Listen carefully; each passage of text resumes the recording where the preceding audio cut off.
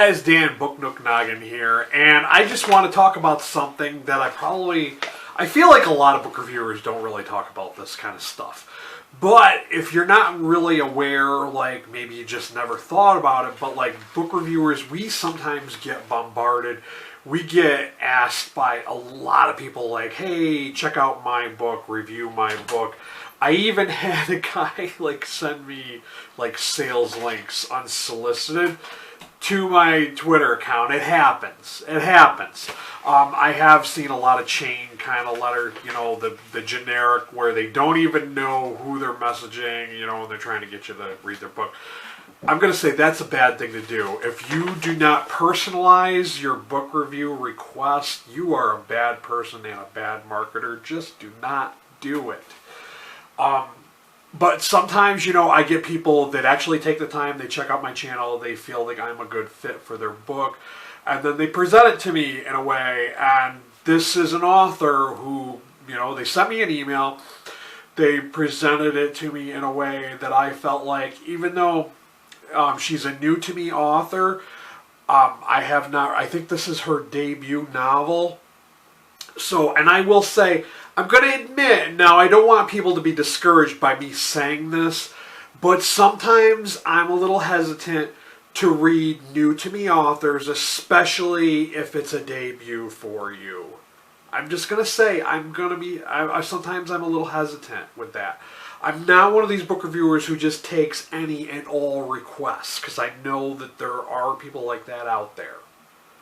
Just throwing that out there. But this author had sent me a pretty damn convincing email. I was browsing my emails, you know, and sometimes, you get the book solicitations, like, we get a bunch, like, I get a bunch anyways every week. So I was like, you know what? Something about this one had me intrigued.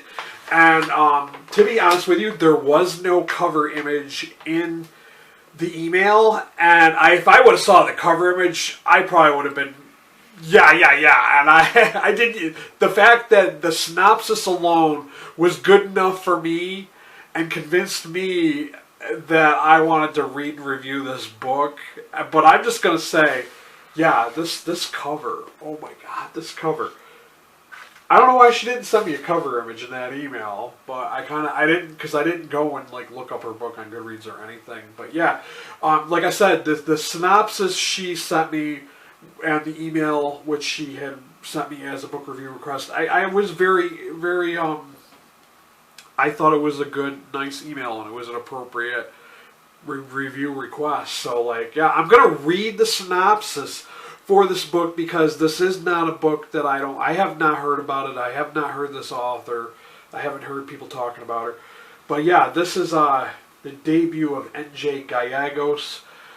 This is The Broken Heart, and I'm going to read the synopsis real quick. Casey Phillips has it all: a deadbeat husband, a psychopathic son, and beautiful newborn daughter, and a catastrophic heart failure necessitating an organ transplant.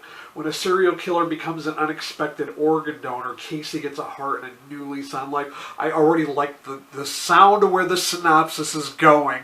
And if you've, there's this other book that I'm thinking about. I can't think of the author right now. But yeah, except dark dreams plague the disgruntled housewife.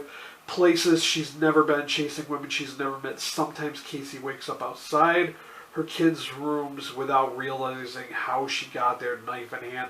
How far will a mother with newly acquired taste for vengeance go to right the wrongs of an abusive husband, an increasingly violent son, and even her own sins? Only the heart knows what it truly wants.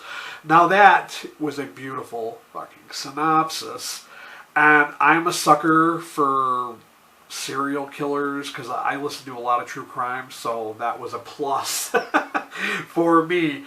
And like I said, if she would have shown me this cover, it would have. I'm in. I've invested in this. I definitely want to read and review this. So thank you, N.J. Gallegos, for considering me to read and review your debut novel. I hope that, I'm psyched about this. I am really psyched about this because, like I said, you impressed me with your review request. I usually do like an outro at this point because I had, unboxed that book and I shared it with you guys. And I'm going to have links for all the books I'm going to share in this video. I'm going to have links down below to Amazon. But I'm going to segue into previously filmed content because I did film some other book mail videos before I got this one. But I wanted to tell you the story about this one before we got into those ones. One of the returning author at whom I read 3 of his books, I absolutely love them. I interviewed him on my channel. And another one is, I think it's the Howl Society, and it's another story compilation. I love compilations. It's always the good way to find new authors. So enough of me rambling. Let's go into the next video.